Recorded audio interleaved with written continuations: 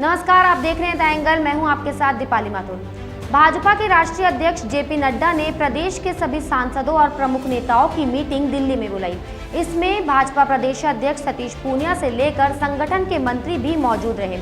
लेकिन मीटिंग में भाजपा के कई नेताओं के चेहरे का रंग उस समय उड़ गया जब इस मीटिंग में शामिल होने के लिए राजस्थान की पूर्व मुख्यमंत्री वसुंधरा राजे भी पहुंच गई। कहा जा रहा है कि मीटिंग में आगामी विधानसभा उपचुनावों की रणनीति तैयार करने के साथ ही पार्टी में संगठनात्मक बदलाव करने को लेकर बैठक बुलाई गई थी। चर्चाएं हैं कि भाजपा आलाकमान ने खुद अपनी इस कद्दावर नेता वसुंधरा राजे को इस बैठक का न्योता भेजा था, पर शायद इस बात की जानकारी पार्टी में बहुत कम या किसी भी नेता को नहीं थी। यही वजह रही कि राजे को मीटिंग में देखकर हर कोई हतप्रभ रह गया। उधर राजनीतिक गलियारों में ये चर्चाएं भी होने लगी थी कि भले ही ये मीटिंग पार्टी को एकजुट होकर काम करने का संदेश देने के लिए बुलाई गई थी, लेकिन जिस तरह से आलाकमान ने बिना किसी को बताए वसुंधरा राजे को भी इस मीटिंग के लिए बुलाया, उससे वसुंधरा राजे विरोधी नेता हैरान होने के साथ साथ नाराज भी है। कहा जा रहा है कि जिस तरह राजे समर्थक कुछ नेताओं ने पिछले दिनों साफ कर दिया था कि वसुंधरा राजे को फिर से पार्टी में अहमियत देनी होगी वरना अंजाम भुगतना होगा,